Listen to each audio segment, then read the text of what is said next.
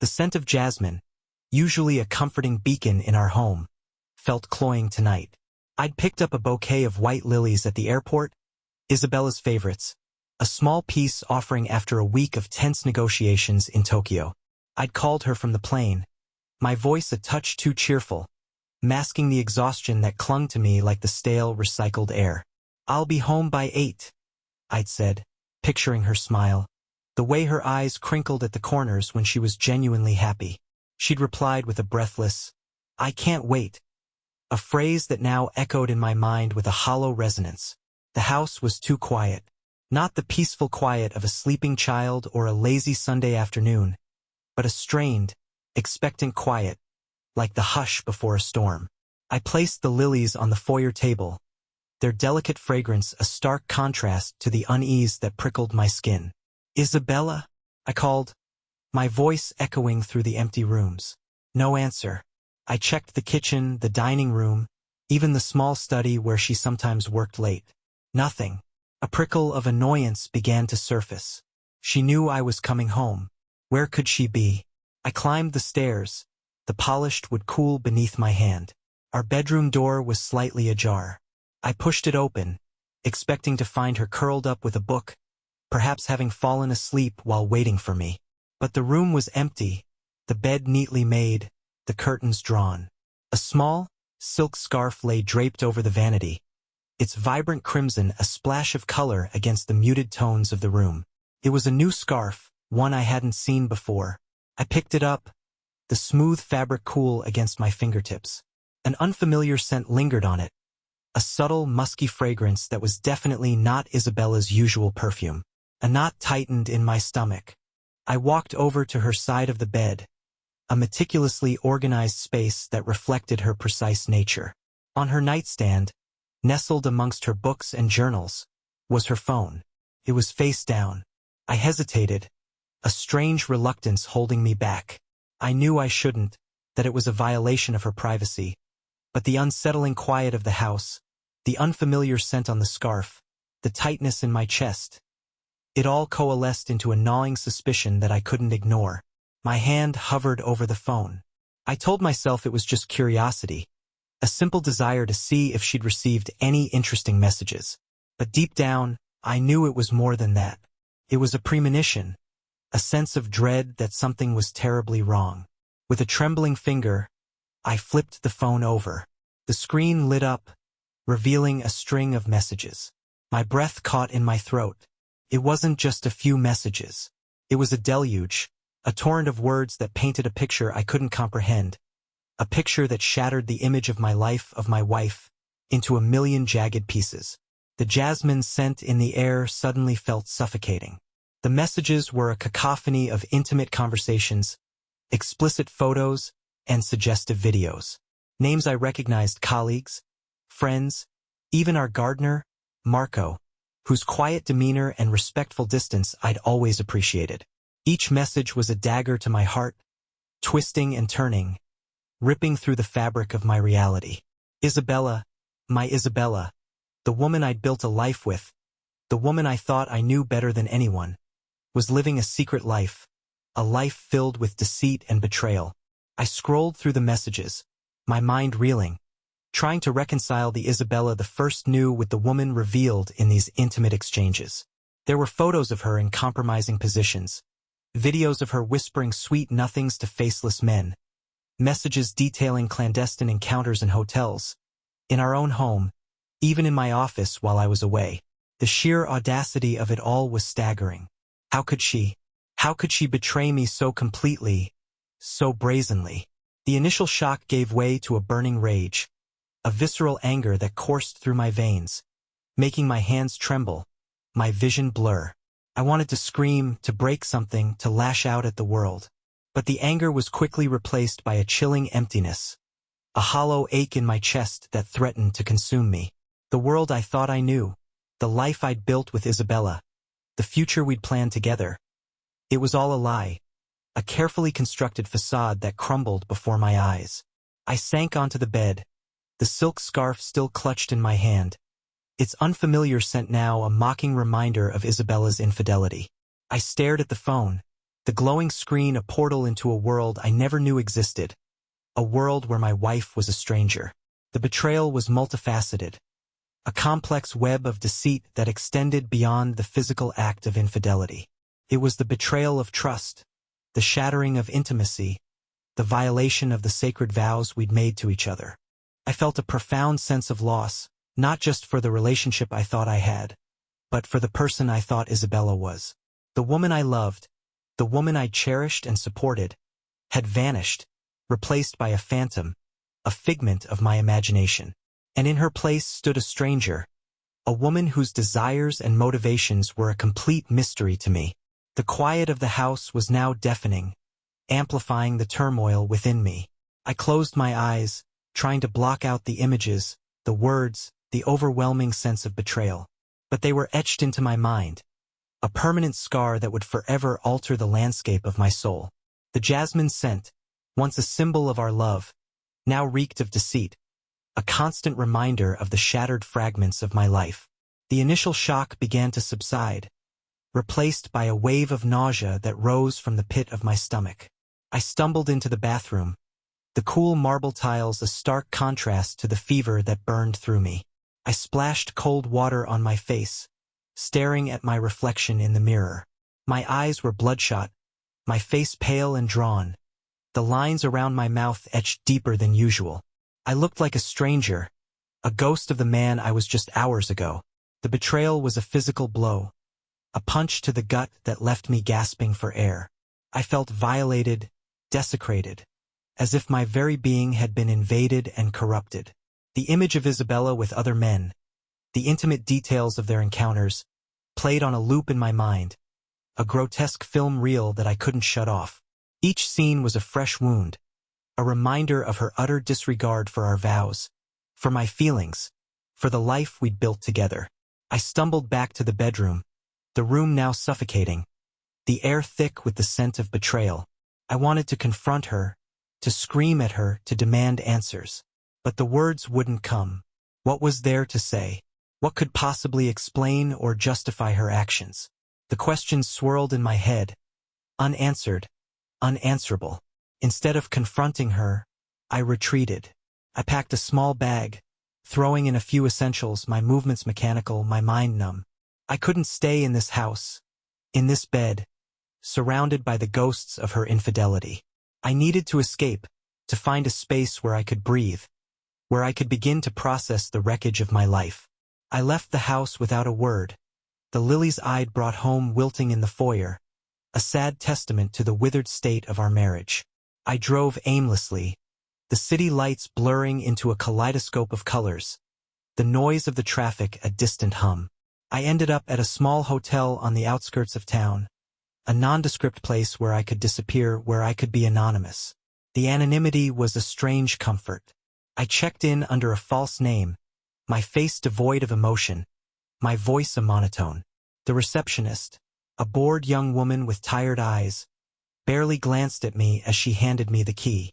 I was just another guest, another face in the crowd, my pain and humiliation invisible to the world. I locked myself in the sterile hotel room, the silence a welcome reprieve from the turmoil within me. I sat on the edge of the bed, staring at the blank wall, my mind a maelstrom of emotions. The betrayal, the anger, the hurt, the confusion. It all swirled together, a toxic cocktail that threatened to drown me. But beneath the pain, a new emotion began to surface. It was a cold, hard anger, a desire for retribution, a need to make Isabella pay for what she had done. It wasn't a blind rage, but a calculated, methodical anger, a plan for revenge that began to take shape in the darkest corners of my mind. The sterile environment of the hotel room, with its bland decor and impersonal furnishings, became my sanctuary. It was a place devoid of memories, a blank canvas where I could begin to paint a new reality, a reality where I was in control. The initial shock and despair gave way to a steely resolve, a determination to reclaim my life and exact retribution for the betrayal I had suffered. I spent the next few days in a self-imposed exile, disconnecting from the world, my phone switched off, my emails unanswered. I barely ate or slept, my mind consumed by the intricate details of my plan. Revenge wouldn't be a rash act of violence or a public spectacle of anger. It would be a meticulously crafted masterpiece, a symphony of destruction designed to dismantle Isabella's world and expose the true nature of those who had betrayed me. I began by observing. I returned to the house, a ghost in my own home, moving silently through the rooms, watching Isabella as she went about her daily routine, oblivious to my presence. I studied her habits, her routines, her interactions with others. I listened to her phone conversations, read her messages, intercepted her emails. Each piece of information was a brushstroke, adding depth and detail to the portrait of her deceit. I learned about her lovers, their vulnerabilities, their secrets, their deepest fears. There was Charles, her colleague, a man driven by ambition and a hunger for power, his carefully constructed image hiding a deep-seated insecurity. There was Emily, her supposed friend, a social climber obsessed with appearances. Her life a carefully curated facade, masking a desperate need for validation. And then there was Marco, the gardener, a quiet, unassuming man with a secret gambling addiction and a mountain of debt. Each of them had played a role in my downfall, each of them had contributed to the shattering of my world. And each of them would pay. I wouldn't resort to violence or physical harm. My revenge would be far more subtle, far more insidious. I would use their own weaknesses against them, turning their lives into a living nightmare, exposing their secrets, destroying their reputations, and leaving them with nothing but regret and despair. The plan began to take shape, a complex web of interconnected actions, each one designed to trigger a specific outcome. I would isolate Isabella, cutting her off from her support network, making her feel increasingly paranoid and vulnerable. I would dismantle her lovers' lives, one by one, exposing their secrets, ruining their careers, and turning them against each other. And in the end, when they were all broken and defeated, I would confront Isabella, not with anger, but with a cold, detached calmness, revealing the full scope of my meticulously planned revenge. The emptiness within me remained, a constant ache in my chest, but it was now accompanied by a sense of purpose, a determination to see my plan through to the end. The betrayal had shattered my world, but it had also awakened a part of me I never knew existed, a dark and ruthless side that was now in control. The first step was to isolate Isabella. I subtly began to sow seeds of discord among her friends, planting doubts about her loyalty, her trustworthiness, her true intentions. I used anonymous emails, carefully crafted messages that hinted at her infidelity, her manipulative nature, her penchant for drama. I played on their insecurities, their fears, their own hidden desires, turning them against each other, creating a climate of suspicion and distrust. Isabella, oblivious to my machinations, began to notice the shift in her social circle. Her friends became distant, their conversations strained, their invitations fewer and farther between. She confided in Emily, her closest confidant, unaware that Emily was the one person I had deliberately spared from my initial campaign of disinformation. Emily, fueled by her own insecurities and a secret envy of Isabella's seemingly perfect life, played her role to perfection, offering sympathy and support while subtly reinforcing the doubts that were already taking root in Isabella's mind. I watched as Isabella's confidence began to crumble, her laughter fading, her smile becoming a strained grimace. She became withdrawn, spending more and more time alone, her phone her only companion. But even her phone, once a source of comfort and connection, became a source of anxiety, as she constantly checked for messages, worried about what her friends were saying about her, who they were talking to, what secrets they were sharing. I amplified her paranoia by sending her anonymous messages, cryptic warnings that hinted at her exposure, her impending downfall. I used different numbers, different email addresses, different writing styles, creating the illusion of a vast network of people who were aware of her infidelity, who were watching her every move, waiting for the right moment to strike. The once vibrant and outgoing Isabella became a shadow of her former self, her spirit crushed by the weight of suspicion and isolation. She started to doubt her own perceptions, her own sanity. Was she imagining things? Were her friends really talking about her behind her back? Was she truly the manipulative, deceitful person they seemed to believe she was?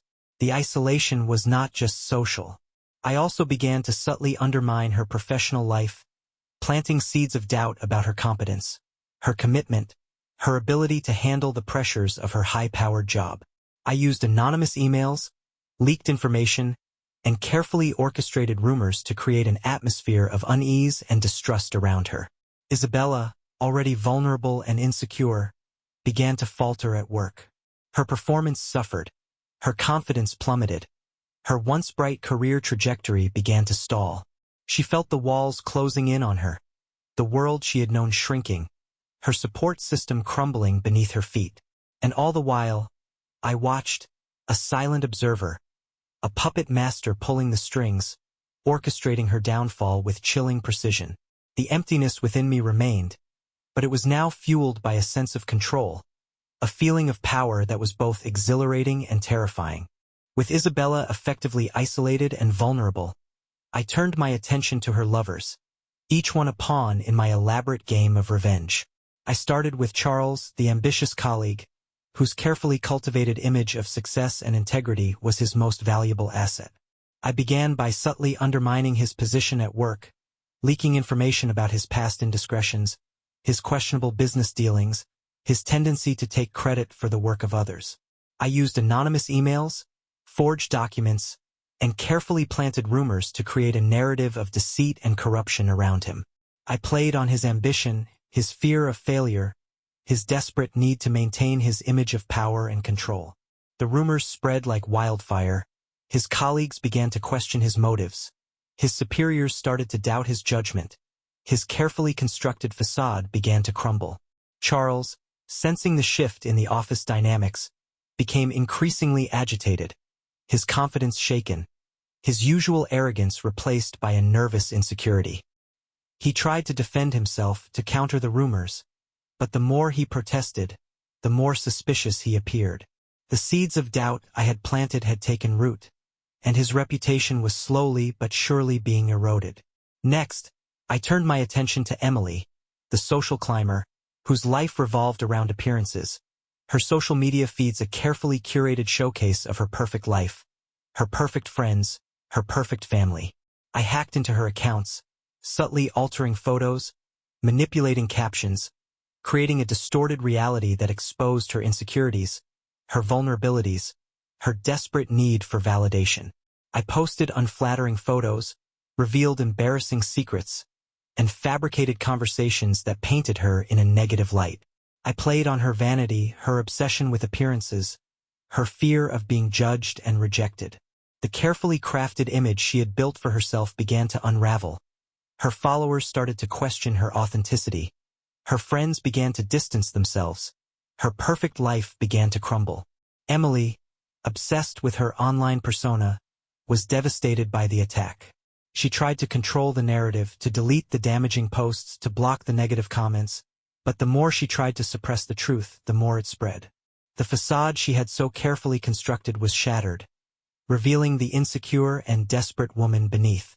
Finally, I turned my attention to Marco, the gardener, whose quiet demeanor and unassuming nature hid a dark secret, a crippling gambling addiction and a mountain of debt. I contacted his creditors, anonymously informing them of his infidelity, his financial instability, his inability to repay his debts. I leaked information about his gambling habit, his shady associates, his involvement in illegal activities. Marco, already struggling to keep his head above water, was overwhelmed by the sudden pressure. His creditors began to harass him, his debtors threatened him, his family questioned his loyalty. He tried to deny everything, to maintain his innocence, but the evidence against him was mounting, his world closing in on him. With each lover's downfall, Isabella's world grew darker, the walls closing in on her, the sense of isolation and paranoia intensifying. She watched as her friends, her colleagues, her lovers, all turned against her, their lives unraveling, their secrets exposed, their reputations ruined. And with each downfall, the realization of my involvement grew stronger, the fear in her eyes more palpable. The downfall of Isabella's lovers was not a swift, clean break. It was a slow, agonizing descent into chaos and despair. A carefully orchestrated symphony of destruction that played out over weeks and months. Charles, once a rising star in the company, found himself ostracized by his colleagues, his projects sidelined, his authority undermined. The whispers followed him down the hallways, the sideways glances, the thinly veiled contempt in the eyes of those he once considered his peers. He became a pariah, his career in ruins, his ambition turned to ashes. Emily's carefully curated online world imploded. The once adoring comments turned to vicious attacks, her followers reveling in her downfall, dissecting her every move, exposing her flaws and insecurities. Her carefully chosen friendships evaporated, replaced by a cold, harsh reality of social isolation. The invitations stopped, the phone calls went unanswered, the parties became a distant memory. She was left alone, adrift in a sea of online negativity, her carefully constructed persona shattered beyond repair. Marco, overwhelmed by his mounting debts and the relentless pressure from his creditors, spiraled further into despair. His gambling addiction worsened, his attempts to recover his losses only digging him deeper into the hole.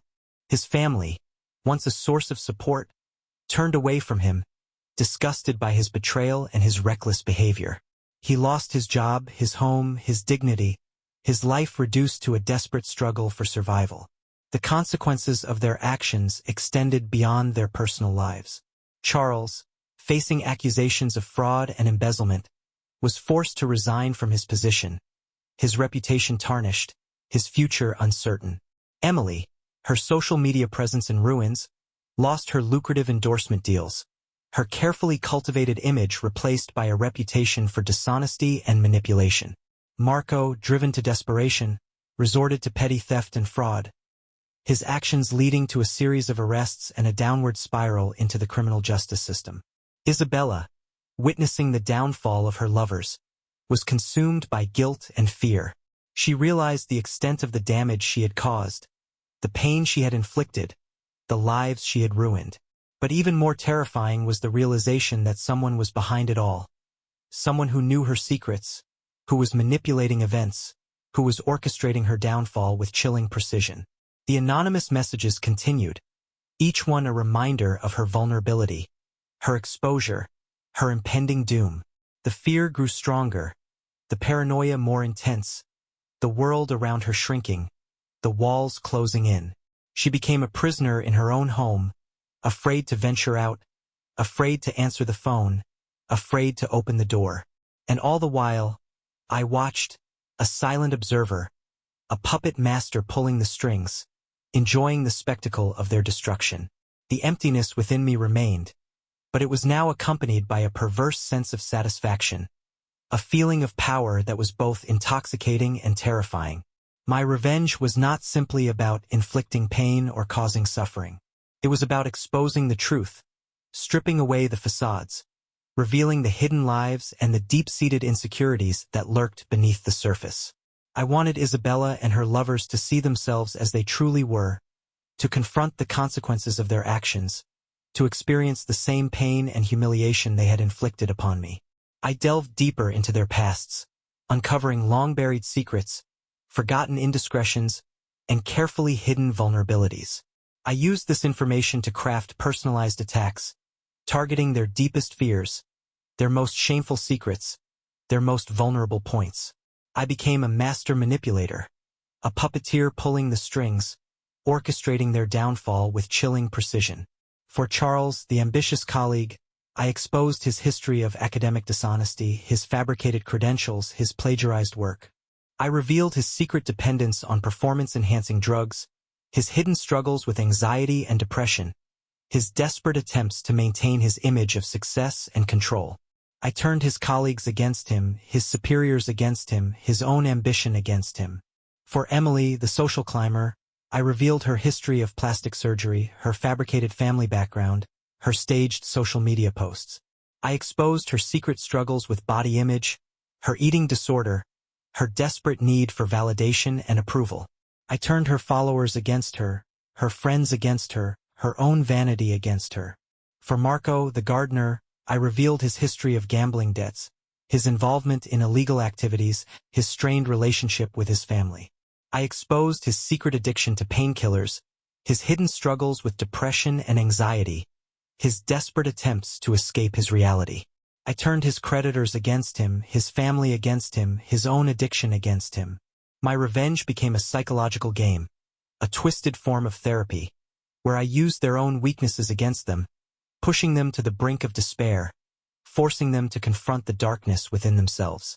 I became their tormentor, their judge, their executioner. The house, once a sanctuary of love and laughter, became a battleground, a stage for my elaborate game of revenge. I moved through the rooms like a phantom, leaving behind subtle clues, cryptic messages, and unsettling reminders of my presence. I manipulated the environment, the lighting, the sounds, creating an atmosphere of unease and paranoia. Isabella, trapped in this psychological labyrinth, became increasingly disoriented and confused. She saw shadows lurking in the corners, heard whispers in the silence, felt a constant sense of being watched, of being followed. Her once ordered world became a chaotic nightmare, her sense of reality distorted, her sanity slipping away. And all the while, I watched, a silent observer, a puppet master pulling the strings, reveling in the spectacle of their destruction. The emptiness within me remained, but it was now accompanied by a perverse sense of satisfaction, a feeling of control that was both intoxicating and terrifying. The psychological torment I inflicted was subtle yet relentless. For Charles, I exploited his fear of failure. I arranged for his car to be vandalized with derogatory graffiti about his professional incompetence. I sent him anonymous packages containing items symbolizing his past failures, a failed exam paper from his university days, a rejection letter from a prestigious firm, a broken trophy from a competition he lost. Each item was a reminder of his deepest insecurities, a blow to his carefully constructed image of success. Emily, obsessed with her appearance, received anonymous messages commenting on her perceived flaws, highlighting her aging skin, her thinning hair, her imperfect body. I manipulated photos of her, subtly exaggerating her imperfections, sending them to her with cruel captions. I even hired a street artist to create a mural in a prominent location, depicting a distorted caricature of her, highlighting her vanity and superficiality. Her obsession with her image turned into a source of constant anxiety, a mirror reflecting back her deepest fears. Marco, struggling with his addiction, received anonymous packages containing temptations, lottery tickets, casino chips, bottles of his preferred painkillers. I left cryptic messages on his phone, reminding him of his past wins, the thrill of the gamble, the escape from reality. I even arranged for him to receive a series of winning lottery tickets, just enough to rekindle his addiction, to draw him back into the destructive cycle. The constant barrage of psychological attacks took its toll. Charles, once confident and assertive, became withdrawn and paranoid, his performance at work deteriorating further, his relationships strained to the breaking point. Emily, once vibrant and outgoing, became reclusive and insecure, her social media presence dwindling, her once active social life reduced to a series of solitary nights. Marco, once a quiet and hard-working man, became erratic and unpredictable, his addictions spiraling out of control, his life unraveling at an alarming rate. Isabella, witnessing their descent into despair, became increasingly terrified.